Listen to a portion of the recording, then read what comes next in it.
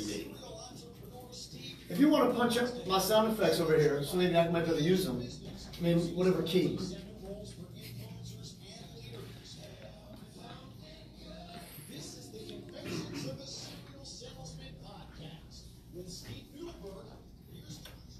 And welcome to another edition of the Confessions of a Serial Salesman, the podcast based on the book in hardcover, paperback, and audio, all the way to 56. I don't know about you, but I think Lawrence Taylor has to be 56, Lawrence. right? Has to be Lawrence Taylor. You go right there for it. So here we are, to 5-6, just like that. Man, just like that. It's a good week for us. We got Honda in town. It's a Honda Classic week for those of you listening, wherever you may be, whenever you may be. But we are approaching the first round, which would be 2 days from the taping of this. Correct. Of the Honda Classic, straight through the weekend. And you do live out there. I'm out there. Running and gunning. Live television, live we radio, have after parties. Young Noodleberg is in the house. I saw that. Some nice little guest audience. He said he was in Allentown, Pennsylvania, where it was 19 degrees, and he's got a sweater on. And he's in Palm Beach right now, where it's currently 81 degrees, and he's still got a sweater on. Young Noodleberg, lose the sweater. We got a t-shirt for you in the prize closet over there. That's not a sweater. He's just hairy. No, he's hairy and maroon. So that's troubling on both ends. Introduce us, please, to your guest today. He is the CEO at condo.com, which is a great domain that I probably should have parked once upon a time, circa 1996 myself, had I thought about it. But So I think one of the greatest things about this show is I get to invite on people that are friends, people that I've done business with, and people that I admire. And our friend Richard Swerdlow nails all three, checks all three of those boxes. friend, business, and admire. What do you admire? How do you like that bullshit? That's not bad. It's true, though. Right? We've known each other for 25 years. It's unbelievable. What do you admire about Richard Swerdlow? He's a guy that is not afraid to innovate. So our careers paralleled when we were in the cellular phone business. We had mutual respect at that time because we were both building big businesses. And look at us 25 years later, and we're in different businesses. He has done amazing things in and on the internet, and we're constantly throwing things against each other, trying to work together, it's great. It's just, you always know that when we talk to each other, something's good is going to happen. Steve's filled with good energy all the time, so I love being with you. I appreciate the invite for show 56. Thank you for the intro. Listen. He was a little nervous because of the messages.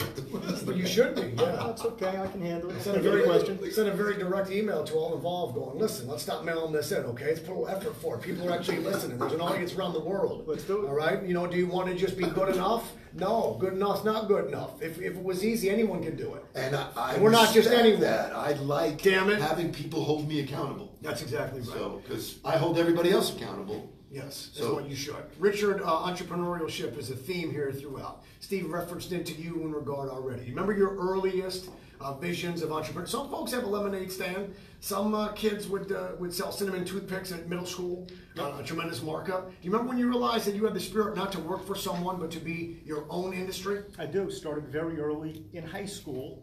I grew up in a town called Great Neck in New York, and I designed and built a Monopoly game around my hometown called Wheeler Dealer Great Neck. Did you really? I didn't Designed even the know that board, story. That's awesome. Went out, sold every sort of shoe store and retailer in Middle Neck Road, which is the main thoroughfare in Great Neck, and started all back then. So you created a board game to emulate Monopoly, Correct. but then you got sponsorships from all the local businesses. It was basically illegal, but I'd like to introduce you to the Parker brothers. Exactly. Bring it up with them. So that was the first sort of taste of my entrepreneurial bug that I got.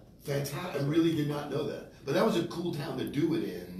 Because it was very high end. It was very high end. Guys were willing to spend, right. $500 for to have their name on the board. Yeah, per super guy. cool. Yeah. So was the game actually produced, or was it a giant Ponzi scheme / pyramid deal? It was produced. I think they sold 4 games Good. at the local store. Hey. It was good branding. But you gave it a shot. Gave it a shot. We should search for the game, man. It's out there. Exactly. It's out there. All right, so your journey, everyone's story is different. Steve's told his, many guests have shared theirs. But, today, CEO at condo.com, back in the day, quarter century ago, you and Steve's cell phone business, but your journey along the way was, I guess, defined by? So, I always wanted to be a lawyer. I figured lawyers had an edge up in anything they did from a business perspective. So I started my career getting a law degree. You got a law degree. Got a law degree. And before it became cool to go into outer space, I was a space lawyer. And A space lawyer. Please so now it's become trendy. So Bezos has his own space company, Right. and Musk has his own space company. Right. So I developed, literally, I'm not bullshitting, an expertise in space law. And I went to work for the Department of Transportation, a federal government agency, and they had a division called the Office of Commercial Space Transportation in order to commercialize the launch of commercial launch vehicles into outer space.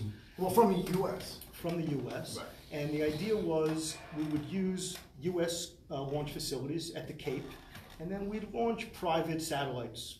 And then from that sort of job experience, the federal government, I went to work for McDonnell Douglas. McDonnell Douglas, back in the day, it's a defense contractor. Right. They were one of the three that had commercial launch vehicles. And the key was always price per pound to orbit. Price per pound to orbit. Could you deliver satellites and payloads into space at a cost-effective price? Now, all of this Did is... you kidnap my friend? Who the hell are you? All of this is news to Steve because notice I ask good questions. Yes. I don't read the ones that are on the You sheet. shamed me. I Do you see did not this? know any of this. So I'm feeling Steve. I figured I should bring my A game and give you a little sort of backstory on all this stuff. I have never heard any of this. We're like 7 minutes in and already you're learning about good questions. It's incredible. See how that works? You know what? You should probably do this for a living. Well, it's funny you should say that. I'm thinking about a career change into doing this for a living from not doing this from a living very well. So price per pound Price to per orbit. pound to orbit was the key. And the federal government had used the space shuttle very sort of inefficient. And the whole race today that you see, 20 years later, is single stage to orbit and being able to return. And that's what Bezos did, not Bezos, that's what Musk did successfully. If you saw him sort of launch into outer space and then return. And by using reusable... About Branson, we figured about Branson. Branson, he hasn't done it yet, Okay. but he'll be there. But now, 20 years later, it's actually a good What thing. is the value of doing that? What is, you know? So there's a couple things. First, space travel, right? The tourism always leads it. So you got a lot of billionaires around the world that are booking, space travel. Then, when I was in the business, there was always this concept of finding unobtainium. Could you grow crystals and could you create something in a lab in zero gravity that would cure cancer, would solve some problem in the Earth environment That you can't do that you can't do here in a lab because of the effects of gravity. So I'll fast forward. I went to work for a big law firm down here called Greenberg Traurig as a bond lawyer. And I know a lot of the guys there. Yeah, so the idea was that we could build space facilities using bonds. And in the state of Florida, there's a quasi-public-private entity called the Spaceport Florida Authority that has billions of dollars of bonding capacity. So I went to work for Greenberg to figure out how we could represent that entity and sort of stay in the space game. And it was a little early. I got sort of tied up in the politics. I remember doing a big RFP, and I really, as a young lawyer, knew more about the commercial space business than anyone. But the other law firm had, I think, Bobby Brantley's, who was the lieutenant governor at the time, and they won the RFP, and I got disenchanted and realized that it's all a bunch of politics. Politicizing. Everything's politics. What do you mean it's who you know? It doesn't matter how much you knew, it was who you knew. So that was my sort of early run in the space Fabulous. I mean, this is Space cowboy. love it. Space cowboy. Forget about condo.com. He's a space cowboy. I will never look at you the same way. Well, thank God. Now, so what was interesting already is at the beginning of this, you said, well, I wanted to figure out business. I figured if I studied law, I'd have an edge up, I'd have an advantage when it came to all things business. Elaborate upon that ideology, because it has a little bit to do with the idea of, well, I'm going to win an argument, I'm going to understand precedent and be able to counter. There's a debate club aspect to this. I mean, Stephen A. Smith, who's a sports broadcaster, an opinion maker, has a law degree. Everyone has decided that, like you did, I guess, before them, the idea of, hey, if I have a law degree, well, from there, I can have an edge. It's also a certain kind of thinking. There's a It is. logic. That's what I'm asking. Yeah. Yeah, so the way they teach you to think in law school, it's very efficient. You're only using the sort of exacting words. You're able to research anything. But more importantly, at the table with a bank, with a partner, you don't have an edge necessarily, but you're less likely to get taken advantage of. Yeah. And in small matters, today in my business, for the past 20 years, reviewing a non-disclosure agreement, drafting a simple contract or an affiliate agreement, instead of spending a lawyer $500 an hour, $800 an hour, I can execute some of my own work. Now, the story is, an attorney that represents himself as a schmuck for a client holds true. So in defense law, you don't want to really do all your legal work, but little things you can handle, and it just gives you the ability to execute on your own. And it's also somewhat, if people know that you're an attorney, they may be less likely to pull some games because exactly. So it's a defensive play. Immediately, those cards on the table. So he's a space cowboy. Your friend's a space cowboy. You had no idea, and now and he's also a Steve Miller fan. And he's also a Steve Miller fan. We got to get the reference. Right. Space Sorry. cowboy. Bet you didn't know about that. But you didn't know that either. I didn't know that. Steve Miller actually wrote the song. So when the president said a few months ago that he's initiating the launch of the U.S. Space Force, people laughed. I picture the Mel Brooks movie Spaceballs, and I think everybody did too when that sort of proclamation about a Space Force. But I think there already exists inside DOD or maybe inside the Air Force. They have something specific to space. I'm not sure how new that. And in the FEMA guide, there is not a chapter, but there are pages devoted to extraterrestrial contact. There's actual U.S. government protocol to that. You're a space cowboy. What do you know about the UFO situation? I don't know much about it. He's lying to us. He's lying to us right now. He'd have to kill us. We're not here alone, but I can't really speak about aliens, UFOs. But I think it's good that people are now paying attention to getting into space, like you said, with Branson, with Musk and Bezos. It's a very capital-intensive business. The challenge that the U.S. government has is that typically they've got single-year appropriations for big space projects, so that when you wanted to do a project, they had to go back to OMB or Congress to get funded. Our competitors, whether it's China or the European Space Agency, they have these multi-year appropriation cycles. So that's why they were sort of getting a leg up in a lot of the programs. But I think things are changing now that it's getting into the private sector. Did a nice job there of trying to get me away from the question of your knowledge of extraterrestrials. He's also a sales guy. Did a nice job avoiding that. Exactly. The problem is, kind of like we're coming back to the aliens. I know that a lot of people are using their computers to search. I guess they use excess computing power to search for radio signals and things. Another interesting thing that Steve probably doesn't know is because of my interest in outer space, I became a very big Arthur C. Clarke fan as a kid and became a pen pal of Arthur C. Clarke before he passed away. The science fiction writer? Steve had no idea. 2001 Space Odyssey. Do you see why now I asked the question? This is not the guy I invited on the show. That's what I'm Well, telling you. This guy was in the phone business. You wanted the stuff. You wanted the sort of basic stuff. I thought I'd give you a little more. Okay, this is not the guy that you know. I'm leaving. Is it possible that the aliens have replicated? So that's exactly. Holy cow! I mean, you know what? Shame on me for not knowing. No, we don't spend enough time socially We don't together. spend enough time So we chit chat about business, but we're really sort of in the moment on the business. How would you know about my relationship with Arthur C. Clarke? It's fabulous, though. I mean, it's another great distraction to try and get me off of the existence of extraterrestrial life. he's going to follow you home. In December of 2017, the Pentagon admitted that we had the ATIP program, right? The Advanced Aerial Identification Program, funded by U.S. taxpayers. And they also released a video that came from a Navy jet in which you hear the pilot saying, "What is that thing? I don't know." And then they were trying to, and then poof. So the Pentagon admitted, yes, we have a program that ran for 5 years. Harry Reid was part of that. You're involved in space. It seems the government's being more forthcoming and honest about the fact that there are things that we don't know what they are, we don't know where they're from, or possibly when they're from. It could be time travel. But at least the government's admitted that millions of your tax dollars have been spent to try and figure out what these things are. Sorry, Ghost Rider, that pattern is full. Richard, would you like to address? I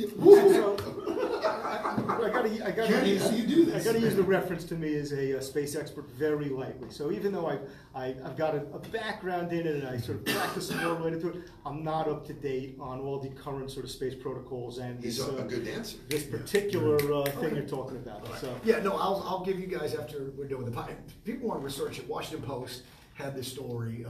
There's a program that the Pentagon ran, and I think Harry Reid spurred it, but it was kept under wraps. But now they're like, listen, we did this for 5 years because there are things we don't know what they are. They didn't say they're from other worlds or galaxies. They just said, we're trying to research these flying objects. We don't know what they're. So for the first time, it's precedent setting that the U.S. government has said, we spent money, and here's a video. We don't know what this was.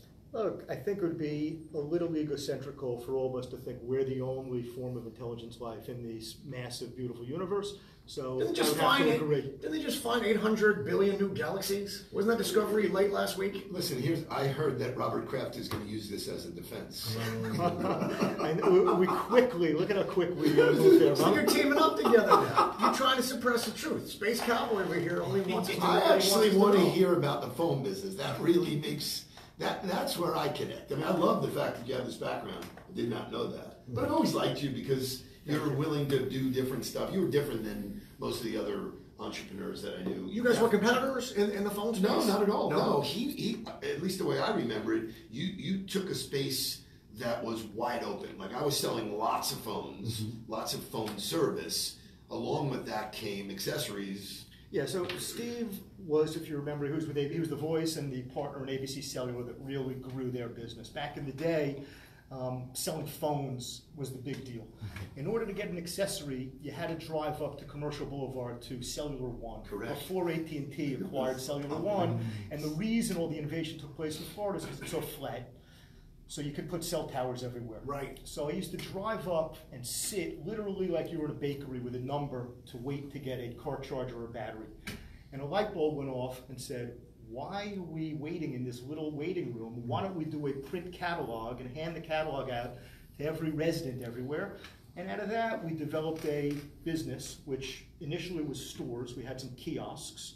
We then did a print catalog, and then back in 1993, believe it or not, there's probably people in the room that weren't even born in '93, we launched the first website related to cell phones and accessories.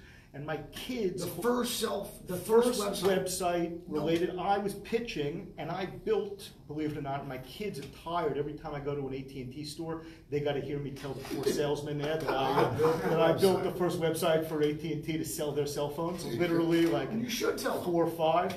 It's a real story, though. I mean, this is way ahead of its game. So we realized that accessories were a big business. There's a lot of margin in these accessories. So we really built an accessory business. And then we rolled that into a nationwide retailer of phones where we could pre-program a phone on any carrier, AT&T, Bell South, Primeco, whoever it was at the time. Primeco, of course. Nextel, all these guys. Sprint. Singular. Right, Singular. Which came after Bell South, right? Yeah. So, but we had a warehouse. We'd take a phone call in our call center. You give us your zip code. You'd pick a plan, and we'd pre-program the phone and ship it out to you overnight with a bunch of accessories. So you're finding ways to make people's lives easier. Exactly. And that's really, isn't that really just? I mean, let's bring it full circle. You're talking 25 years. First of all, I want to say this. Good job on the website, but I think you guys are a little short-sighted. I think cell phones are a fad. I'm not like the hula hoop. They're not going to make it. My mom said the same thing. She said, "What? You're a it's lawyer? What do you do? Well, how come you're not a lawyer anymore? You're in space. You're selling cell phones. What is this?" Nobody ever imagined that we'd have a device in our pocket that would be our movie theater, our entire encyclopedia, all of our photo albums, all of our music category library. No one ever imagined, and it would make telephone calls, and you could communicate with anyone instantly, like the Jetsons, Dick Tracy's watch. Yep. No one ever imagined that was going to be possible. So there's a little bit of like seeing the future, but really this is about a theme that, like I was saying, bring it full circle. Isn't the whole rise of Amazon just that it makes people's lives easier? Isn't it just I can push the button on top of my washer and it knows to automatically send me more detergent through the mail? Yep. I mean, isn't Taco Bell now is advertising that they're going to deliver to you for free? They're going to deliver to you for free your Taco Bell food. It's all about convenience, but everything. But it's about helping people. I think when Bezos set out, it was how could he help all these people through the use of this technology, and I think he's done a good job. He's delivered on the promise. And he's become the richest. But every advent, I mean, how many different food delivery services are there now? 4? There's 4 different. There's Grubhub, Delivery Dudes, Dine and Dash, Uber Eats. I use Cravy. Oh, Amazon too. Amazon's got their own delivery service coming too. So what I'm saying is, it seems like everything is trying to just, you're going to stay at home, you're going to be where you are, everything's coming to you. Nesting, yeah. Because it's a nesting culture, it's going to be virtual reality. But you saw, I don't want to drive up to Commercial Boulevard and wait in line of that. We're going to give it to the people. It was a print catalog, you sent for it in the mail, and nowadays it's, now you say, hey, Alexa, to the speaker, order more detergent, and then or the button that you stick on top of your washer, you push that one time and it automatically knows. Everything is to make your life easier. So here's a really cool takeaway, because I can actually remember sitting in our boardroom and then hearing about this, or one of our customers showed it to us, and it was like, so part of being an entrepreneur is recognizing those opportunities, taking the risk to create it, build it, and then actually launch it, because we were the predominant player at the time. We should have done that and could have done that, but that's the nature of how companies ebb and flow, and so that's why I instantly called them and said, I got to come see you. This was great, and I remember visiting. No, we looked at a problem. There was a problem that we saw in the marketplace, and we jumped into the opportunity. And you did the same thing in real estate now. In the real estate space now. So fast forward several years. So what happened? We sold the business in the year 2000 ultimately to a division of Federated Stores. Isn't it funny how we all use the phrase the year 2000? Exactly. Because remember in the 80s and 90s we talked about the year 2000. Instead of saying we sold it, because if it was 01, you said we sold the business in 01. But for 2000, we sold the business in the year 2000. Because that was supposed to be the end of it all. It was. Remember, it was Y2K. Everyone spent all this money on Y2K to hey, their computers. Admit when you watch that clock, it's at 11:59. You held your breath for a second. Exactly. Admit We did. Dick Clark was counting it down in Times Square. We all held our breath for a second just to make sure planes didn't fall out of the sky. I mean, I remember having plus money. I had no debt. I had money in the bank. So I remember thinking like, no, I hope it doesn't wipe out all those digital. Away, right? But nobody knew. But like today, I hope it wipes out. Like I hope today the glitch and then nobody knows. All the debt's gone. Nothing. All debt's gone. Yeah, it'd be great if that was the case. Yeah. So you were saying year 2000, you sold the business. So we sold the business. After I had a little success, I went and joined the family real estate development business. My dad's been a sort of prominent developer in South Florida. He's built a lot of big projects, including the Dolphin Mall and now Biscayne Landing. So they were building data centers at the time. So because of my telco background, I went and helped them build a couple of million feet of data centers, which are these Category 5 hurricane-proof big boxes for Bell South, for Telefonica. We built a lot of them. And then when the sort of first condo cycle happened around 2004, 2005, we started to build condos all up and down the East Coast. And a partner and I were driving to a project we had in Daytona, and we saw a billboard with a couple of people, a couple of girls with high heels and drinks, and it was promoting pre-construction condos. And the world was going crazy for pre-construction. I don't know if you remember back in the day, but we always like to say... As an investment. As an investment. So sometimes I'll use the landscaper example. Like when your landscaper tells you to do something, whether it's buying some high-flying stock or a pre-construction condo, the game's over. Or when a stripper says, hey, I'm buying pre-construction condos, game's definitely over. So we saw this phenomenon. But you saw the billboard, though. We saw the billboard, and we said, what are they selling? There's all this hype. Back in the internet, when the internet hype was happening, there was a magazine called The Industry Standard. I don't know if you remember that magazine, but it blew up with advertisers, and you really had no idea what they were selling. There was just so much hype. Everything had to be a .com. Oh, yeah. So the same thing was happening in pre-construction. Literally, there were people camping outside these crappy apartment buildings that were being converted to condos to buy them at pre-construction prices to flip them. And people that shouldn't have been in the condo business got in, and a lot of them lost their shirts. But partner and I said, geez, looking now 5 years or 10 years in the future, what should we do? And we said, there's going to be a massive global oversupply of condos. Let's create a marketplace that can create liquidity similar to what, for example, Hotels.com did in the hotel space. So we immediately went back to the office. This was 2005, and we founded and started something called US Condo Exchange. And the idea was that condos, unlike single-family homes, would trade like stocks on a securities market. Because by floor, they basically trade, like Steve says, they're a box in the sky. Right. Price per square foot. A guy in Miami could buy something in Dubai. A guy in Mexico City buy something in Panama. You really didn't have to see them. They were being sold off of a plan. So we launched U.S. Condo Exchange, and the idea was we'd aggregate properties from real estate developers, and we'd have a successful business. A couple of years into it, the founders of Hotels.com came to me after their non-competes. They both had very good exits. I think they sold Hotels.com for $600 million or something successful. Yeah.